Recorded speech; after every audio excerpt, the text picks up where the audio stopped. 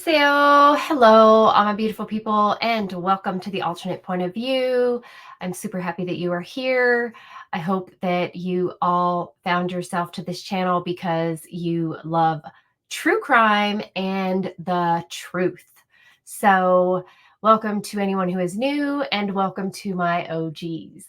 Today, we are going to talk about, yes, Michael Jackson Bolanos, because tomorrow he is going to a hearing to find out if the prosecution is going to be, well, let's just be clear and blunt, dumb enough to retry him for the crime that he did not commit. And why do I say dumb? Well, let's see. Because if they do decide to retry him, it would be considered double jeopardy. Yes, it is double jeopardy because in the first place, the charges that they charged against him were first degree, premeditated. That's weird. I got a thumbs down. I don't know why, but whatever. This isn't even live.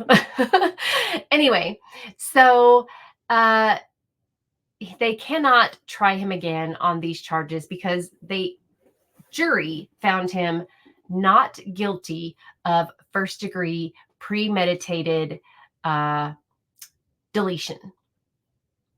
And they were deadlocked on the lesser charges. Now, why do prosecutors decide to throw in lesser charges, like, for instance, the felony intentional deletion, since I can't say these real words on here? So they also found him not, deadlocked on the felony burglary entering into her Samantha Wall's home. This is who we're talking about, Samantha Wall. I apologize.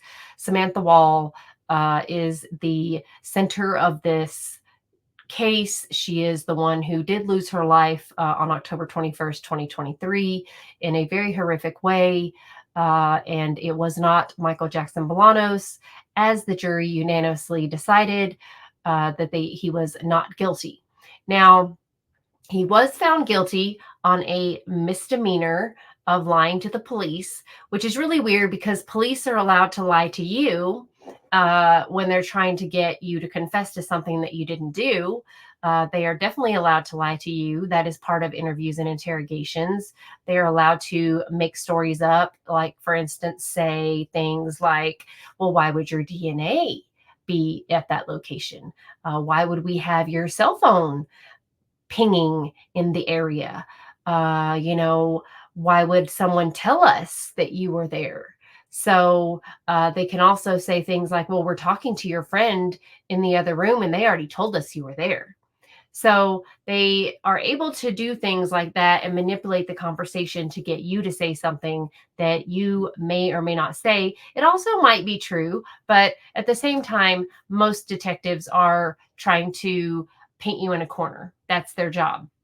However, if any of you have seen the interrogations of Michael Jackson Bolanos, there was no painting him in a corner. There was no real conversation with him. There was none of that happened. It was all just basically throwing stones, complete accusations, total just like browbeating him. There was no storyline. There was no building up into the what happened. There was none of that. It was just basically, you did it, you did it, you did it. We know you did it. Well, you were there. And they had nothing to back that up. So anyway, they cannot try him again. Once they go to this hearing tomorrow at 12:30, the prosecutor has no other option but to say, we are going to drop the charges. They have to drop the charges and dismiss this case because this is a Fifth Amendment constitutional right and it is double jeopardy. This would be a constitutional, this would be, his civil rights would be being violated if they decided to try him again. mainly because he has been found not guilty of the main charge, which was the one they were going for, right? They were going for first degree premeditated, okay? And he was found not guilty on that. Therefore, the lesser includeds, he cannot be charged with again. He cannot be tried for again. Because the reason why prosecutors, and I'll just tell you this little secret, it's not really a secret, okay?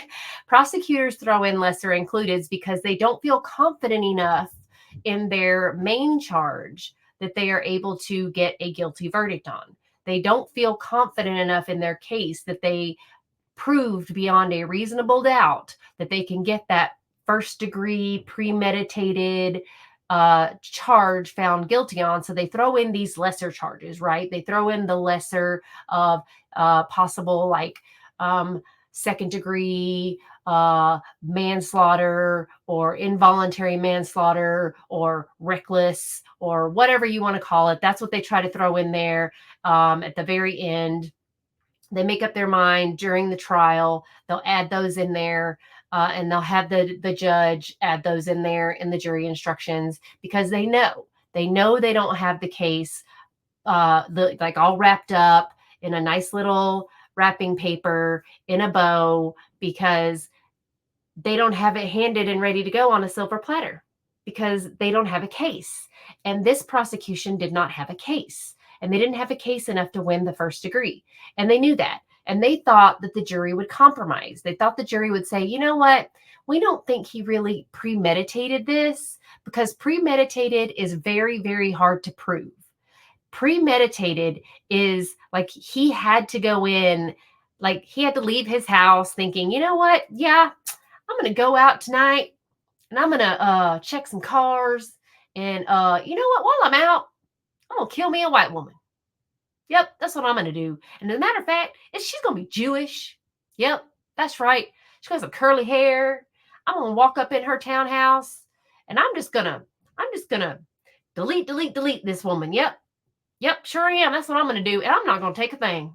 Nope, not going to do that. I'm just going to take this woman. Yep, that's what I'm going to do. So that's premeditated. Okay. Premeditated is like, I thought about this and I decided that's what I'm doing tonight. But he did not do that because he didn't do it. And the prosecution knows that. So when the prosecution realized, holy crap, we can't prove that he thought this through. So we have to throw in he intended to do it because he went in and saw her and thought, oh my gosh, I'm not going to take anything but her. I'm just going to be like, oh, I got to take care of this chick. I got to take care of that. So that didn't get proven either because the jury deadlocked. Okay. So therefore, this prosecution absolutely cannot try him again. And the case actually, the judge should have actually let him go home. Because if you look at the charge that he was actually charged with, okay, the charge that he was given, which was lying to the police, that charge is a misdemeanor. And I don't know where she came up with this 15-year thing when she was being all whatever she was being. I don't understand this judge at all, other than I've given you her history. Okay. She knows nothing about the apparently criminal law. I don't know what she's going off of with the 15-year. Judges do have discretion in Michigan. But at the same time, I don't know why I'm getting these little bubbles with thumbs down thing. It's really, really weird. But the judge in Michigan does have discretion. She doesn't have 15 years discretion, regardless of his background, regardless of whether or not he's got a criminal background or not. Michael has spent his time. He did his time for the crimes he committed in the past. Okay. And that is that. But what I will say is that even if his lying to police was a felony, which it's not, the most is 4 years, but his is a misdemeanor. I mean, so the most that he can get is, uh, from what I'm looking at, it says a misdemeanor offense, lying to the police, is punishable up to 93 days in jail and a $500 fine. Uh, so, I mean, we're talking, he's already served his time. More than that. He served way more than that. So he should have time served and he should be able to go home tomorrow. So I don't understand where she's coming up with this 15 years. I think she's just being like a rude witch, but that's just my opinion. I mean, you guys can say whatever you like. So I'm thinking that StreamYard just doesn't like me today or something because it keeps giving me these thumbs down, but whatever. But or maybe it's just a great, see, another one. There we go. I guess it doesn't like me today. But or maybe it is like thumbs downing on the judge. I'll just go with that. I'll go with that. It's thumbs downing on the prosecution and the judge. Thanks. Yeah, there you go. It's thumbs downing on the judge. That's what we're gonna go with. So yeah, I am just doing this quick video because tomorrow is the day. Okay, it's the 9th.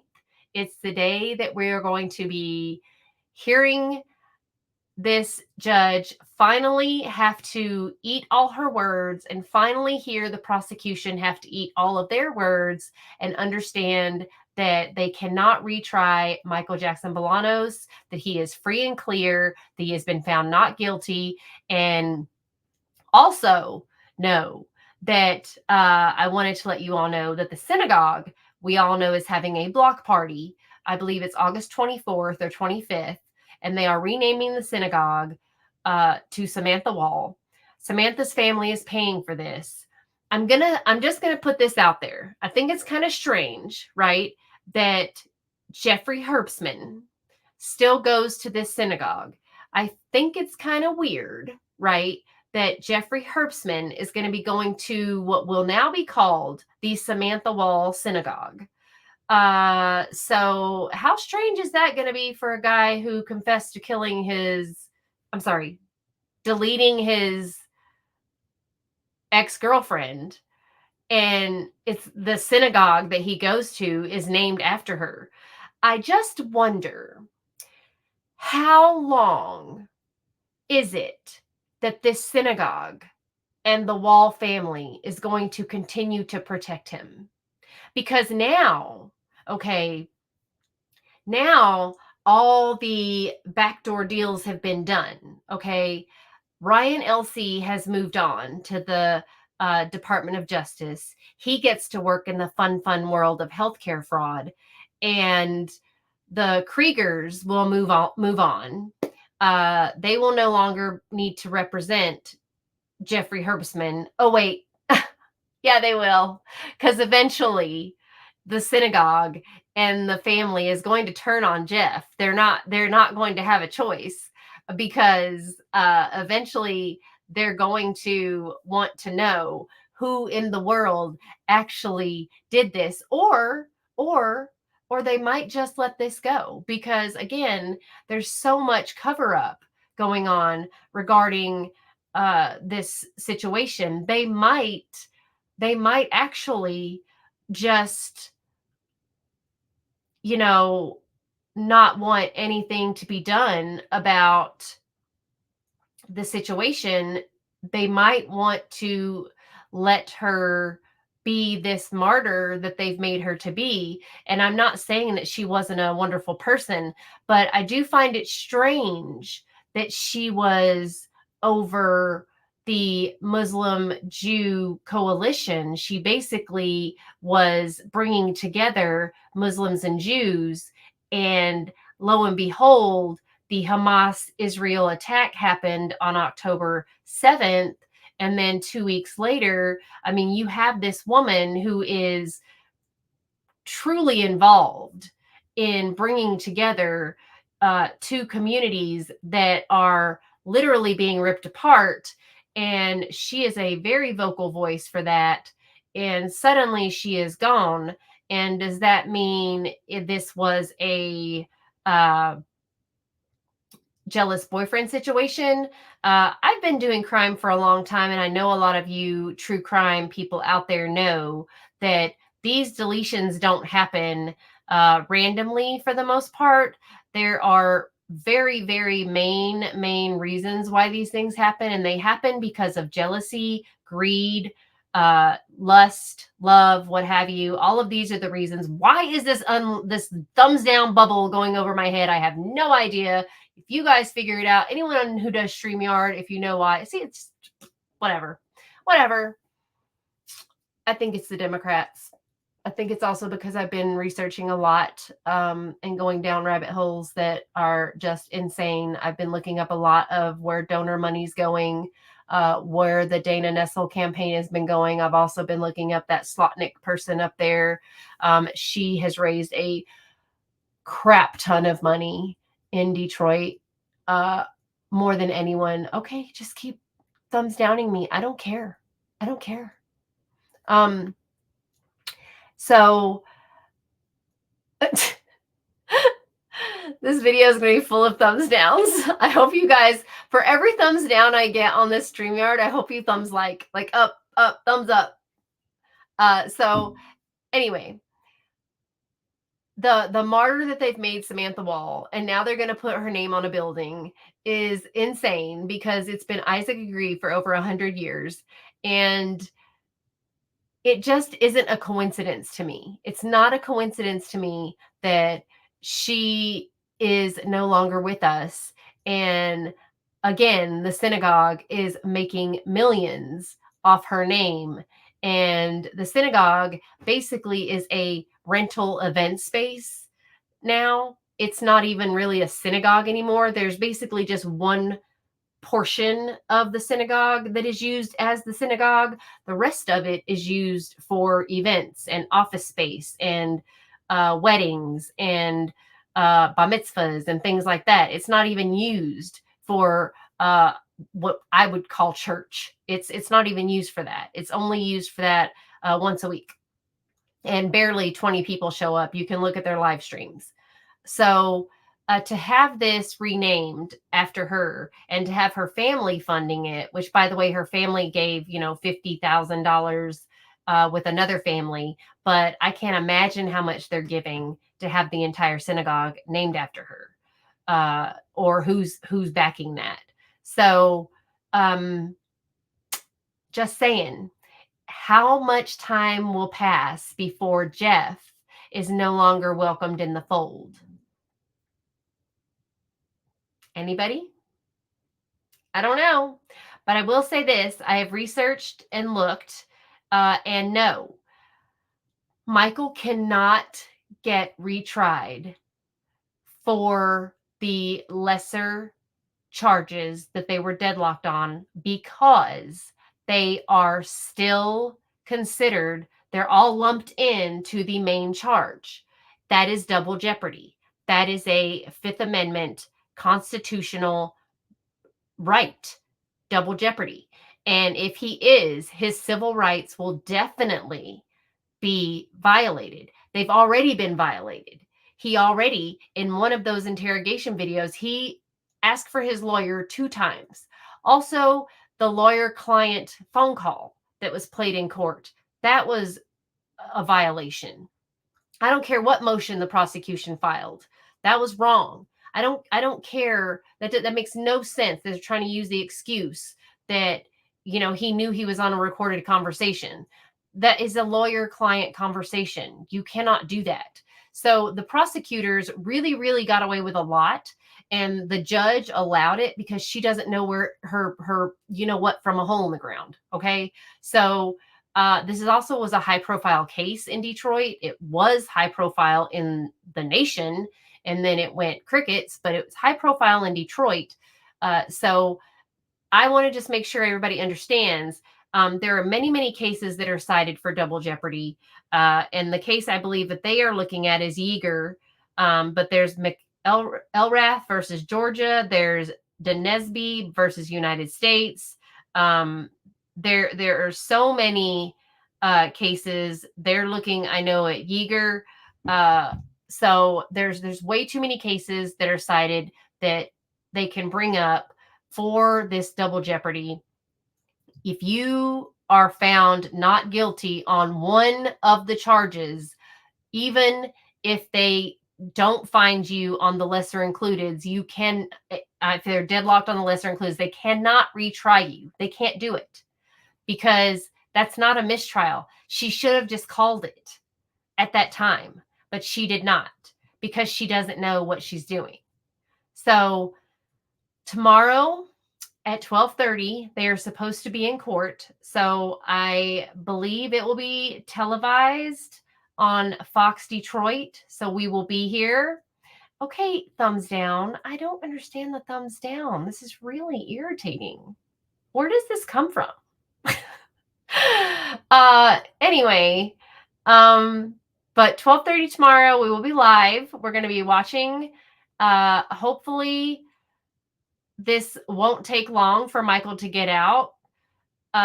We will see, but I will hope we're praying for the judge to do the right thing tomorrow, and that is release Michael Jackson Bolanos from jail so he can go back to his family and just be done with this situation. And I am going to be following up on how this is going to play out for Samantha Wall because I am not done with this situation, this case, this everything. I'm going to be doing a much more in-depth murder on Joliet Place.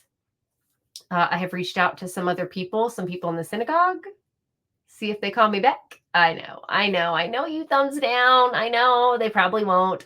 I've even called Jeffrey Herbstman. I want to get comments from him, but he hasn't called me back. I know it's weird. I know thumbs down. He probably won't call me back, but you never know. If he wants his side to be heard or he just wants me to tell it for him, I mean, I can say, whatever I want because it's a free country. YouTube's not free, but we do still live in America. So if they don't want to tell their side, then I'm just gonna, I know, right? Thumbs down. Yeah, I guess that's my audience is this thumbs down thing. So yes, tomorrow 12:30 we will be live. I wanted to be there for Michael, but unfortunately, the airlines have lost their minds and tickets were outrageous. And then my boyfriend was like, "You're not going to Detroit. Are you out of your mind?" And everyone was like, "Detroit." But I would have been there. I would be there. I wanted to be there. So I will be there in spirit, and we will be here on YouTube with all of Michael's supporters. Let's see what happens. But I believe, and God is here with us, and he will say that Michael is not going to be retried and Michael will be released. And that is what we're going for. Again, I will repeat that the GoFundMe has been taken down because GoFundMe is clearly in cahoots with the synagogue and all the Democrats up there. So yeah, that's all I can say. I don't know what to say about that. Oh, I don't get a thumbs down for that. Dang. Okay. Well, anyway, that's all I got for that.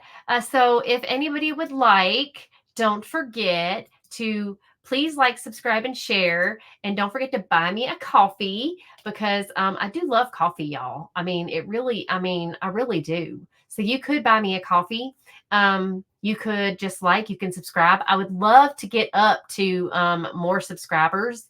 I'm really working on that, y'all. So everybody, just hit that subscribe button, hit the like button, help the algorithm out. I really would appreciate it. Y'all pray for Michael. Pray that he gets released from jail tomorrow and he can get out of that horrific place that he is in Wayne County. He does not deserve to be there. I know it's horrible. You thumbs down. I know it's so bad. So, let's just pray for that. Tomorrow we'll be here and hopefully we'll be throwing us a party tomorrow for Michael. So I will see y'all tomorrow. Thank you so much. Let's not forget, we are praying that the Constitution wins and Michael wins and he will be home. So I will see y'all tomorrow. 감사합니다.